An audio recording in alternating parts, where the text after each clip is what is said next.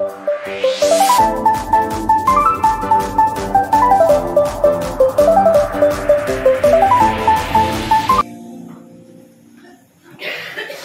puji syukur kami panjatkan kepada-Mu ya Bapa kami yang baik. Kami siap untuk mendengarkan firman-Mu sebagai panggilan bagi kami untuk memiliki hidup yang baru di hari Natal ini ya Tuhan. Kami menyerahkan pemberitaan firman Tuhan, biarlah Roh Kudus yang bekerja di tengah-tengah kami, memberikan kami hikmat dan pengertian, menolong kami supaya kami dapat bertumbuh dan melakukan firman. Terima kasih Tuhan, berbicaralah kepada kami. Kami siap mendengar. Di dalam nama Tuhan Yesus kami berdoa. Haleluya. Amin. Silakan duduk. Salam. Salam. Ada 3.000 jiwa hari ini, puji Tuhan. Bapak Ibu Saudara dikasih Tuhan, saya mengucapkan selamat hari Natal untuk kita semua, keluarga besar GPB segala bangsa. Saya bersyukur kita semua boleh datang bersuka cita. Tapi heran masih ada satu keluarga yang absen nih. Keluarga Pak Simbolon mana ya? Ada nggak? Bagaimana? Oh, lagi Islam. Oke. Terus keluarga Daniel Agung tidak lengkap, anaknya doang ya. Mama papanya nggak datang. Sibuk. Puji Tuhan. Hari ini kita sesuai dengan tema Natal Nasional. Marilah kita pergi ke Bethlehem.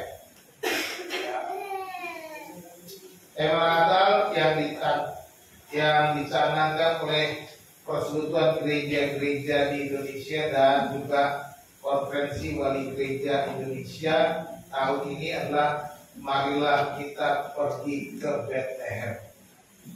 Saya menyebutnya sebagai panggilan Natal. Nah, tema kita diambil dari Injil Lukas. Mari kita membaca Lukas pasal 2. Lukas 2 ayat 15 sampai 20. Kalau bisa dibaca di depan, silakan, kalau enggak dengan Alkitab masing-masing.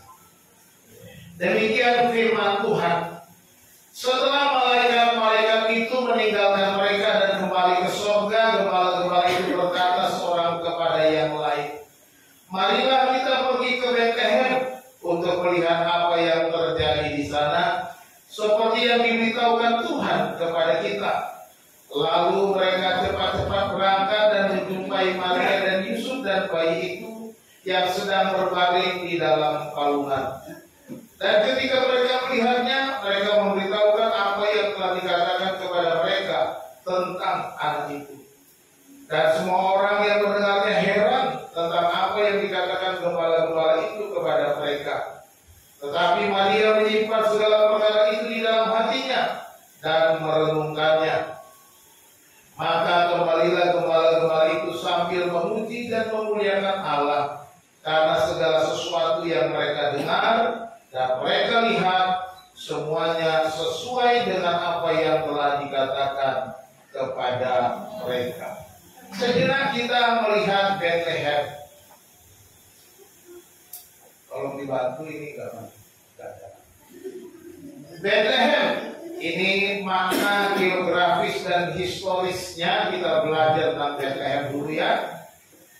Bethlehem adalah kota kelahiran Raja Daud.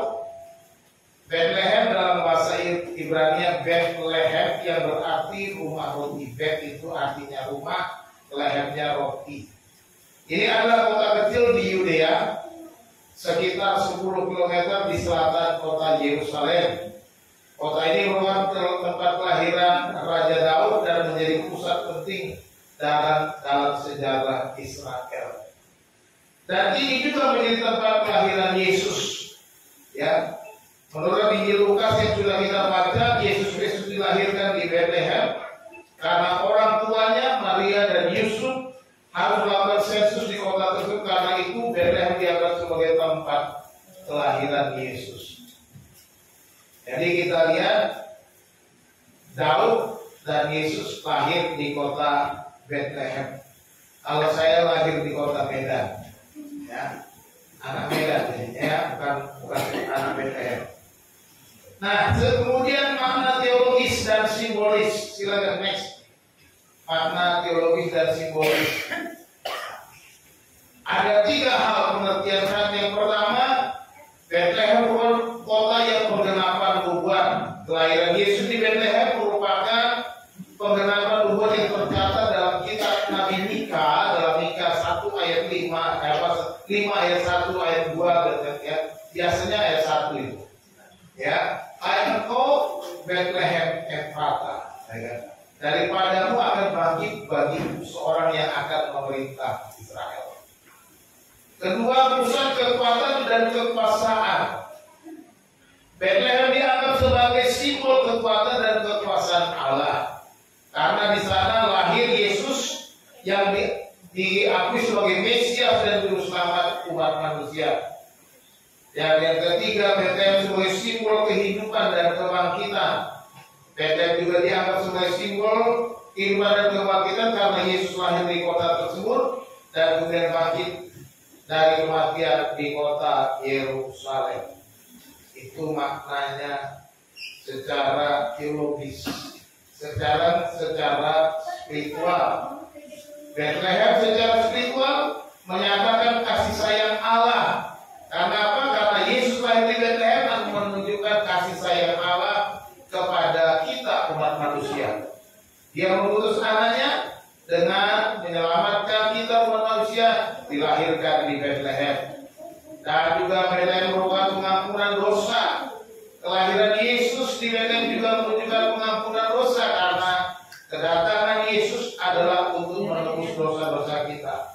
Juga Bethlehem bermakna pengharapan. Karena kelahiran Yesus di Bethlehem kita punya pengharapan, ya. Karena pengharapan kita oleh karena Yesus sudah lahir di kota tersebut. Itulah sedikit tentang kota Bethlehem, kota kecil, kota yang mungkin zaman dahulu tidak terlalu semarak, bukan pusat pemerintahan, tetapi tempat kelahiran seorang yang memerintah. Bethlehem mereka menjadikan lambang sebuah kesederhanaan, lambang sebuah kemustahilan yang mungkin sebagian orang menganggap tidak ada arti apa-apa. Saya mau supaya kita mengerti bahwa kita, siapapun saudara, saya dan saudara sekalian, sekalipun, ya, kita adalah orang-orang biasa. Sekalipun kita orang-orang yang tidak pernah diperhitungkan, tapi Allah sanggup melakukan perkara besar, hal-hal yang mustahil dalam hidup kita. Amin. Itulah Bethlehem, di mana Allah membuat mujizat yang terbesar, yaitu kelahiran Sang Juru Selamat di kota Bethlehem. Kita tahu peristiwa itu. Yesus lahir di Bethlehem karena Yusuf dan Maria harus mendaftarkan diri karena sensus penduduk yang dilakukan oleh Kaisar Agustus. Dan ketika mereka sampai di Bethlehem, tiba saatnya bagi Maria untuk melahirkan, dan Yesus harus dilahirkan, tetapi sayangnya tidak ada tempat bagi mereka di rumah penginapan. Dan ada orang yang menawarkan sebuah kandang yang sudah mungkin tidak terpakai atau mungkin sudah kosong karena domba-dombanya sedang keluar, dan Yesus lahir di sebuah kandang. Dia dibaringkan di dalam sebuah palungan tempat makannya para hewan, domba-domba atau mungkin keledai, makannya di palungan. Dibungkus dengan kain lapis, dibaringkan di dalam palungan. Bapak Ibu yang dikasihi Tuhan, ini adalah sebuah panggilan Natal, ya, panggilan Natal bagi kita. Next. Ya. Marilah kita pergi ke Bethlehem merupakan sebuah panggilan Natal bagi orang percaya. tiga hal. Yang pertama, bahwa kita harus percaya akan firman Tuhan. Itu yang harus kita. Saudara dan saya harus percaya kepada firman Tuhan.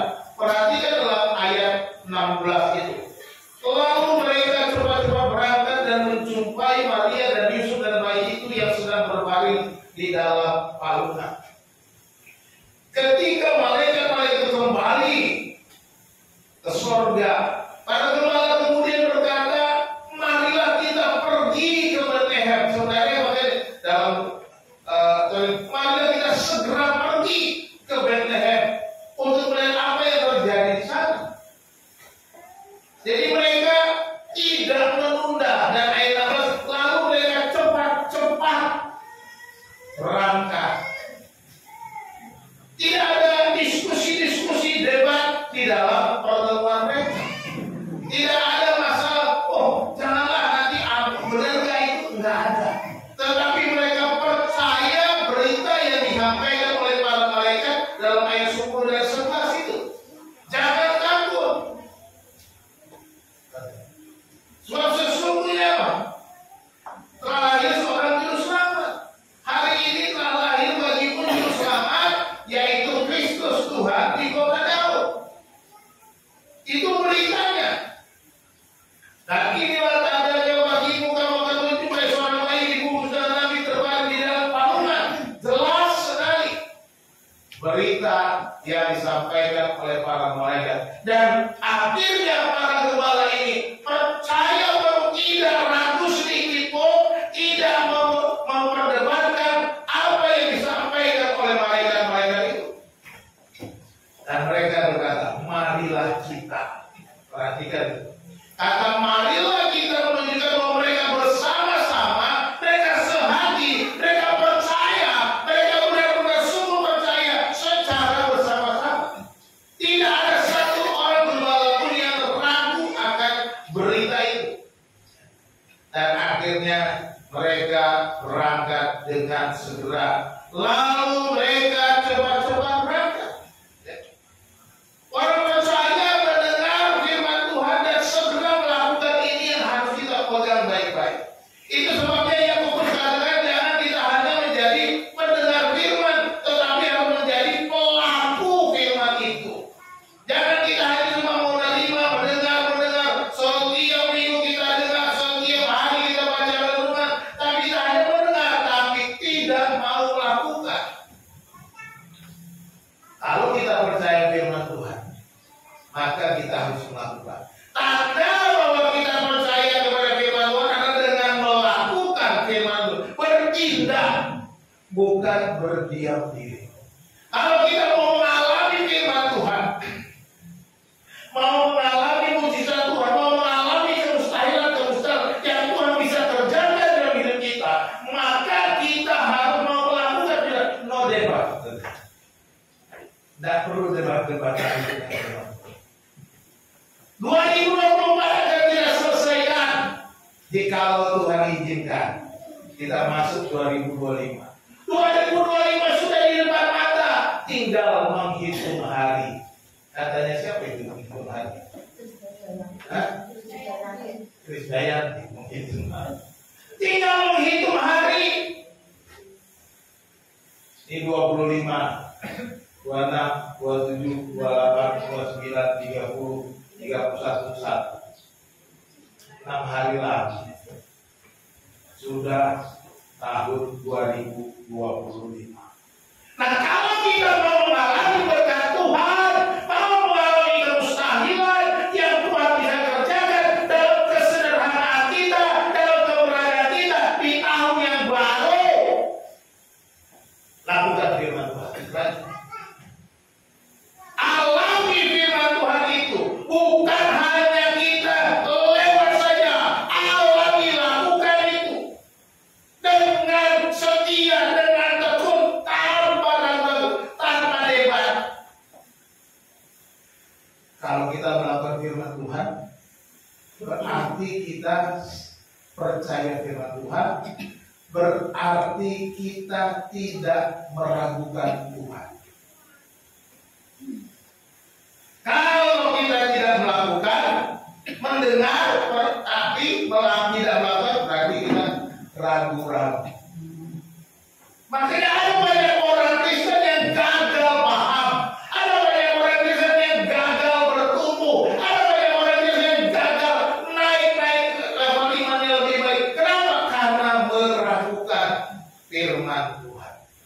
Itu aja. Kalau kita mau hidup lebih baik di tahun yang baru, no debat dengan firman Tuhan. Baca, lakukan, baca, percaya apa yang lo. Tapi jangan sampai baca Yudas bunuh diri. Kalau saudara itu bunuh diri, bukan itu. Ya, jangan baca. Oh Yudas bunuh diri, berarti saya bunuh diri dong. Jangan, itu salah. Jangan salah menafsir. Ya. Tapi lakukan apa? Janji-janji Tuhan, perintah-perintah Tuhan itu yang dilakukan. Ya. Lakukan perintah Tuhan, janji Tuhan yang sudah banyak sekali dalam Alkitab firman. 2025 hidupmu akan lebih lagi. 2025 saudara akan naik dan naik. 2025 berkat Tuhan akan mengalir. 2025 saudara akan terus bertumbuh dengan melakukan firman Tuhan. Ya. Jadi jangan mau seperti biasa-biasa lagi. Aku mau harus terus. Katanya suruh cepat kan? Yang kedua, memberitakan apa yang didengar. Bukan hanya kita harus melakukan percaya firman Tuhan, kita harus menjadi saksi ayat 17. Dan ketika mereka melihatnya, mereka melihat bayi Yesus itu, mereka memberitakan apa yang telah dikatakan kepada mereka tentang anak itu. Diceritakan kepada Maria dan itu. Oh, kami dapat kedatangan malaikat dari surga, katanya lahir hari terakhir bagimu di Yerusalem, yaitu Kristus Tuhan di kota dibungkus dengan nabi terbalik. Mereka dikatakan dibungkus nabi terbalik, dan mereka lihat persis seperti yang dikatakan malaikat. Bersaksi. Dan Maria mendengar, orang-orang heran, kok bisa pasti? Yusuf mendengar, tapi mereka dengan Maria menyimpannya di dalam. Karena dia tahu. Ya. Jadi orang percaya harus memberitakan firman Tuhan sebagai kesaksian imannya. Ini yang penting juga. Bukan hanya percaya firman, tapi kita perlu bersaksi. Kita dipanggil untuk menjadi saksi, katakan amin. Ada ayatnya nggak? Dipanggil menjadi saksi, ada ayatnya nggak? Enggak. Ada. Di mana ayatnya? Kisah pasal 1 ayat. Coba ditayangkan, bisa nggak? Ditayangkan. Kisah pasal 1 ayat 8 ya. Kisah 1 ayat 8. Bunyinya apa? Satu orang baca. Silakan. Udah nggak ada orang lagi, tadi 3.000. Kisah 1 ayat 8. Ya. Tetapi kamu akan menerima kuasa kalau Roh Kudus turun ke atas kamu, dan kamu akan menjadi saksiku di Yerusalem dan di seluruh Yudea dan Samaria dan sampai ke ujung bumi. Ya, Yesus pesan sebelum dia naik ke surga, dia bilang, kamu akan menjadi saksiku di Yerusalem, di seluruh Yudea dan Samaria dan sampai ke ujung bumi. Sudah sampai ke ujung bumi belum? Di tempat saudara berdiri itu adalah ujung bumi.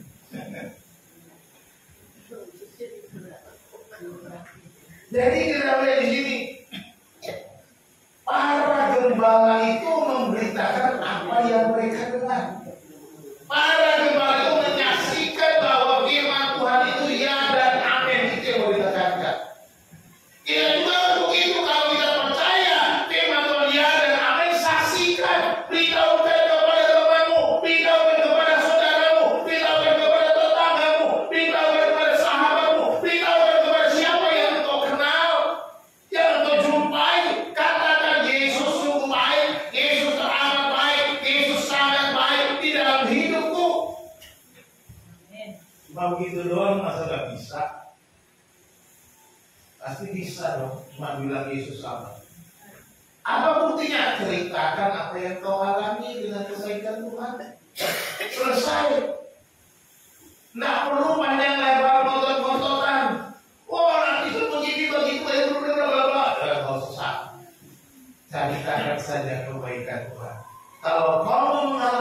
malaikat Tuhan, percaya Yesus itu aja. Selesai. Sebab apa yang ku dengar, apa yang ku percaya dalam firman Tuhan, aku alami tadi saudara, lalu maka aku menceritakannya. Begitu. Dan ngerti bro? Jadi kita harus memberitakan menjadi saksi, ini panggilan. Kamu harus menjadi saksi, bukan kata-kata saya, bukan perintahnya Pak Gembala. Oh enak dong Pak Gembala nyuruh-nyuruh. Tugasnya Pak Gembala apa? Yang disuruh di situ bukannya Gembala, tapi siapa yang percaya. Di situ waktu Yesus naik ke surga, bukan cuma 12 murid. Bukan cuma 12 murid. Muridnya ada ratusan. Ya. Ada ratusan orang yang menyaksikan. Yesus pesannya kepada orang yang saat itu sedang melihat itu. Dan mereka luar biasa. Paulus bilang begitu, ada 500 saudara, kan ada murid 12, ada murid yang 120, itu aja udah 120 ditambah 132.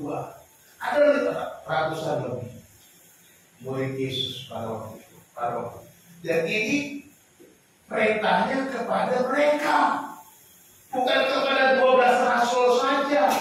Dan ketika 12 rasul memberitakan Injil juga bukan hanya sampai di situ, para diaken juga. Filipus itu memberitakan Injil, Stefanus memberitakan Injil. Siapa mereka? Bukan 12 rasul, tapi diaken-diaken yang dipilih kemudian. Jadi ini adalah tugas kita. Kalau kita sudah mendengar firman Tuhan, percaya, lakukan, alami, dan kemudian saksikan. Ini yang dilakukan para gembala-gembala di Efrata. Maaf, saya nggak pintar ngomong. Maaf, saya nggak tahu apa yang mau disampaikan. No excuse. Tak usah apa-apa, pokoknya ngomong aja. Apa yang saudara? Kalau saudara mau pernah alami firman Tuhan, memang saudara akan bilang, wah nggak tahu mau ngomong apa. Ya. Kalau belum pernah alami firman Tuhan, mulai hari ini alami firman Tuhan, supaya kita bisa bersaksi. Mulailah supaya saudara bertumbuh menjadi orang yang dewasa secara rohani. Yang ketiga, cepat-cepat aja. Yang ketiga, memuliakan Allah. Ini penting. Jadi ini yang dilakukan oleh para gembala. Ya. Mereka percaya berita firman Tuhan, mereka bersaksi, memberitakan, dan mereka memuliakan Allah. Ayat 20, maka apa baca sama-sama 2, 3. Maka kembalilah gembala-gembala itu sambil memuji dan memuliakan Allah, karena segala sesuatu yang mereka dengar dan mereka lihat semuanya sesuai dengan apa yang telah dikatakan kepada mereka. Haleluya. Kalau kita sudah mengalami firman Tuhan, maka semuanya kembali pujian dan kemuliaan untuk Tuhan, bukan untuk kita. Jangan merasa, oh aku dipakai Tuhan, oh aku diurapi, tidak perlu, itu tidak penting. Yang penting adalah bagaimana kita kembalikan pujian, kemuliaan untuk Tuhan, kemuliaan hanya bagi Allah di tempat yang lain. Seperti nyanyian para malaikat ketika mereka datang menghadap para gembala itu, kemuliaan bagi Allah di tempat yang maha tinggi. Jelas. Dan orang-orang yang pulang dari Bethlehem, dari kandang itu, para gembala itu pulang memuji dan memuliakan Allah. Ini juga yang harus dilakukan. Muliakanlah Allah. Kalau sudah mengalami berkat Tuhan, jangan lupa muliakan Tuhan. Sudah yang belum dapat giliran hari ini, hari Minggu giliran maju ke depan. Jangan sampai bolos. Ya, gantian. Muliakan Tuhan, katakan, oh haleluya, 2024 saya diberkati Tuhan, dipelihara Tuhan, saya mengalami berkat yang luar biasa. Ceritakan kepada untuk memuliakan Tuhan,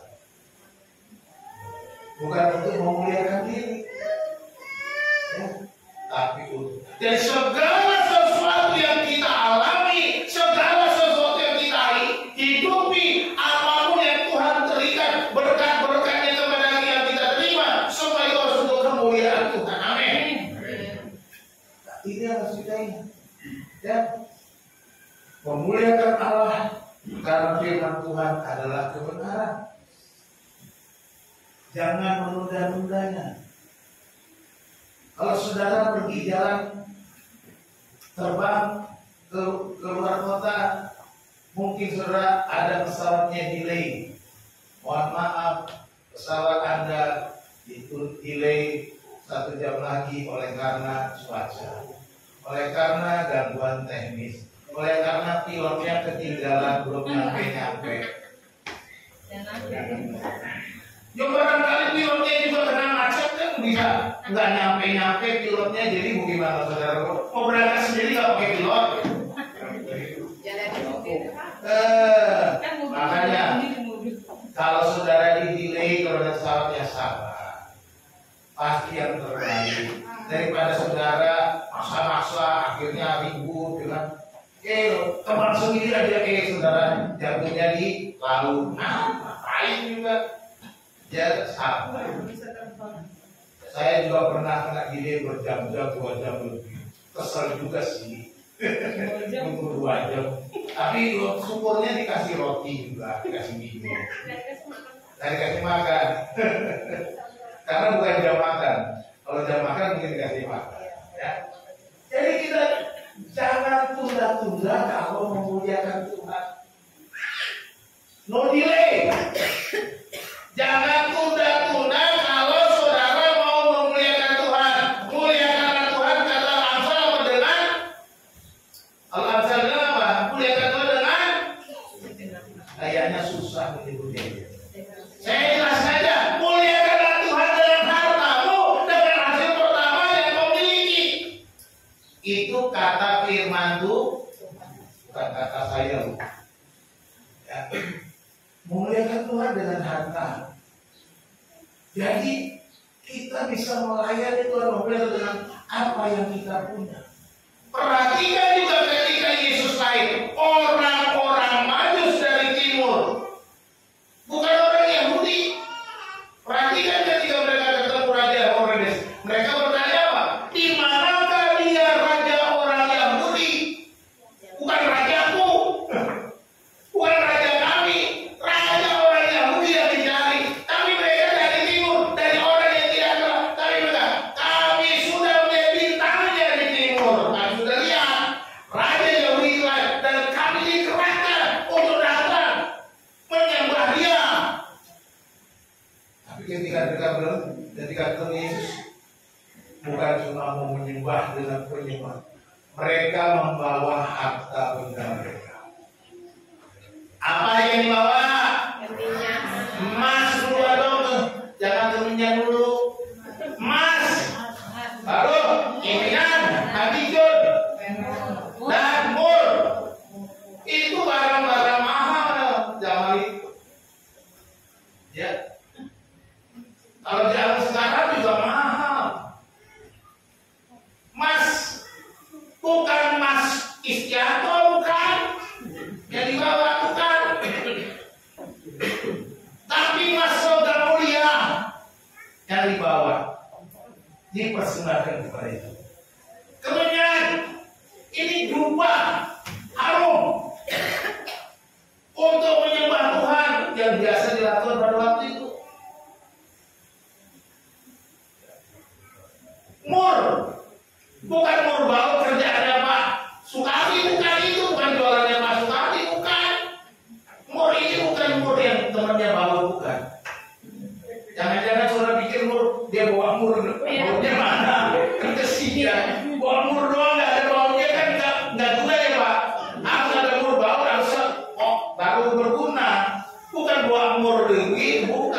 mur itu adalah minyak wangi.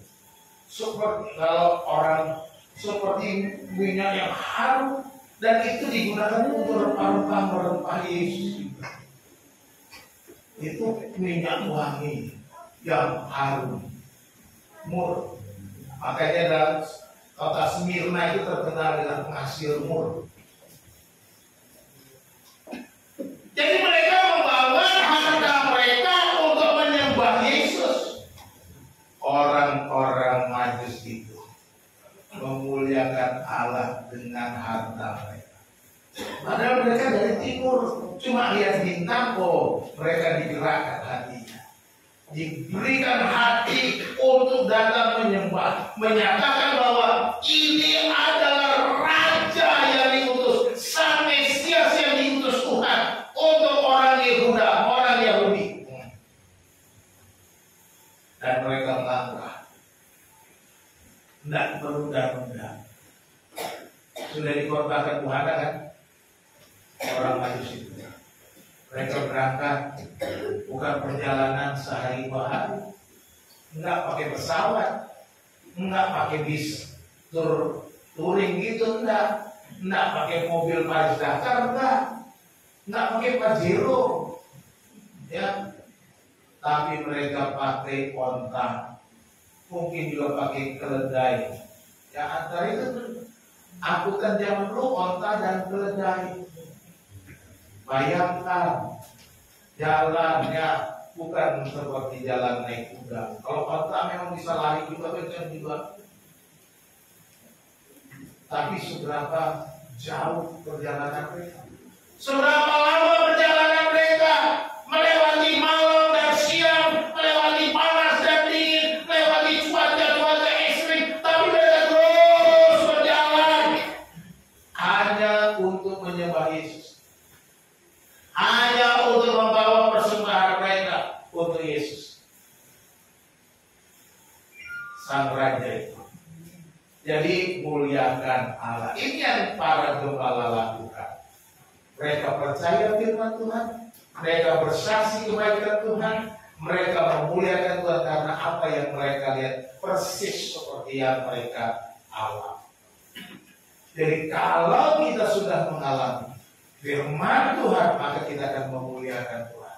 Maka di tahun yang akan datang, alami firman Tuhan supaya kita bisa memuliakan Tuhan, semakin memuliakan. Dan ketika hidup memuliakan Tuhan, tidak ada lagi yang terpenting dalam hidup saya selain memuliakan Tuhan. Dan saya dari nggak ada apa-apa.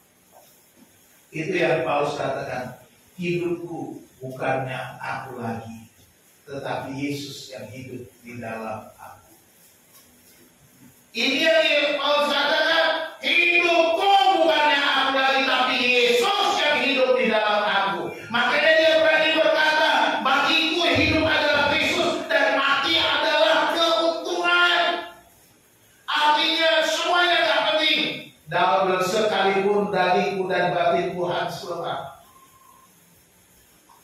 Daud bilang itu. Tetapi bagianku hanya Allah semata.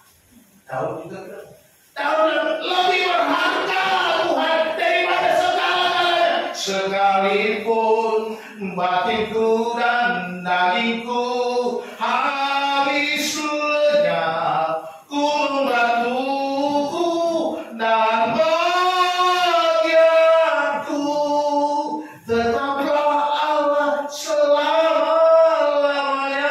Ini yang Daud katakan.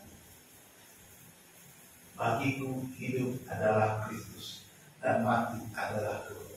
Kalau kita sudah menjadi seperti itu, maka hidup kita tidak terlalu penting bagi kita. Tuhan lebih penting. Kenapa? Kan hidupku sudah diatur Tuhan, langkahku sudah diatur Tuhan.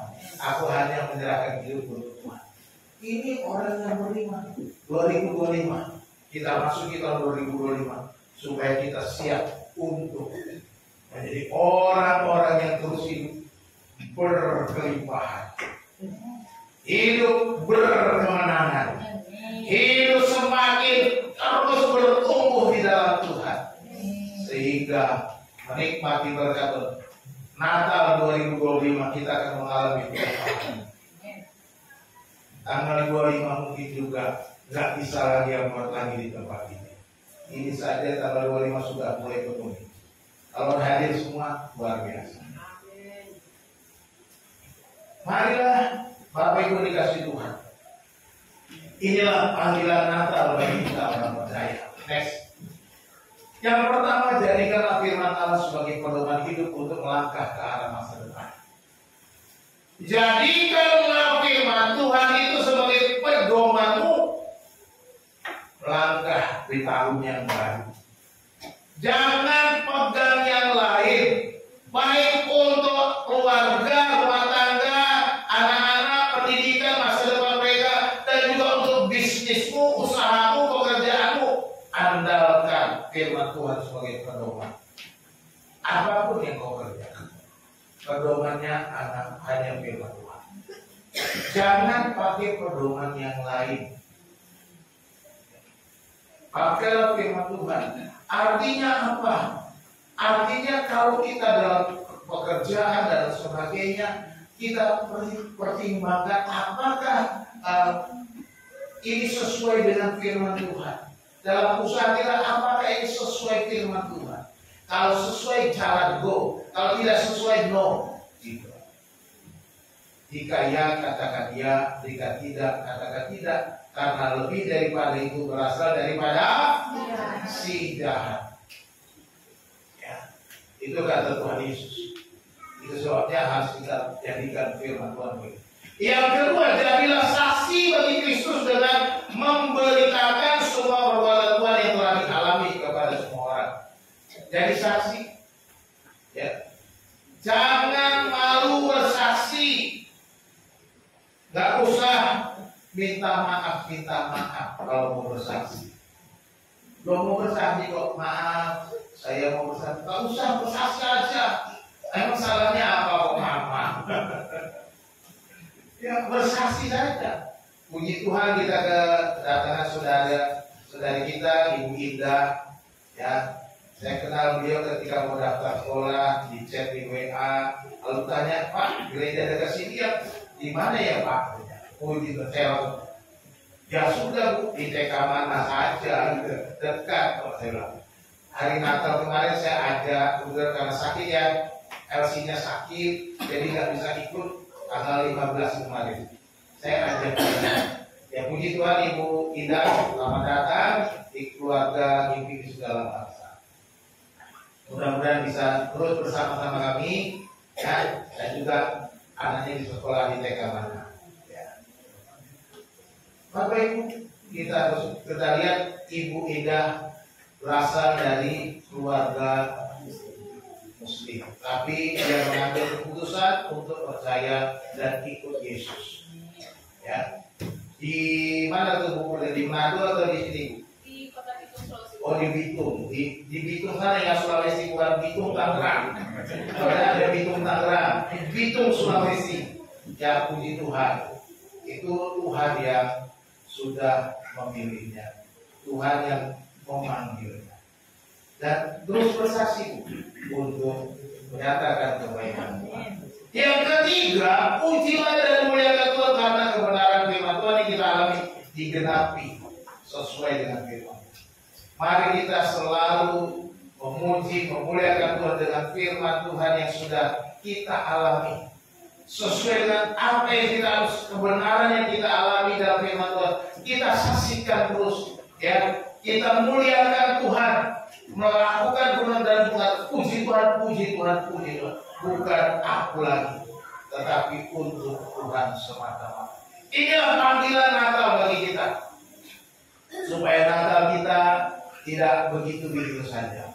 Natal tahun depan harus lebih baik, berubahnya ke arah yang lebih baik, bukan berubah mundur, tapi berubah maju. Amin. Tuhan Yesus memberkati kita berdoa. Bapa di dalam surga, terima kasih, kami bersyukur kepadamu oleh karena kebaikan dan kesetiaan Tuhan, oleh karena Yesus telah lahir di kota Bethlehem, dan para gembala sudah menerima berita itu dan membuktikan bahwa apa yang mereka dengar dan mereka lihat sesuai dengan apa yang kau beritakan. Dan mereka memuji Allah oleh karena apa yang telah mereka lihat.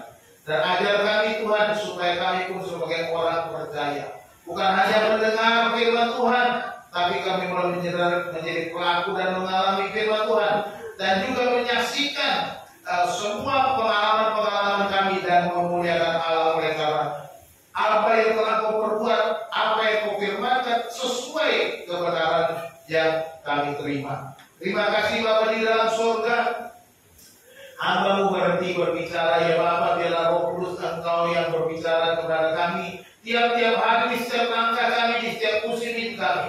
Bahkan ketika kami mengizinkan memasuki tahun 2025, biarlah firman Tuhan itu terus terngiang-ngiang di hati kami. Kami boleh terus melakukan firman Tuhan dalam hidup kami, dan kami boleh mengalami pembaruan hidup sehingga Natal tahun yang akan datang kami boleh lebih baik lagi ya Tuhan. Dan kami boleh mempersembahkan kehidupan yang lebih baik, keluarga yang lebih baik, bisnis yang lebih baik, anak-anak yang lebih baik, dan seluruh kehidupan yang lebih baik. Terima kasih Bapa di dalam surga. Kami serahkan doa kami, dan di dalam nama Tuhan Yesus Kristus kami sudah berdoa.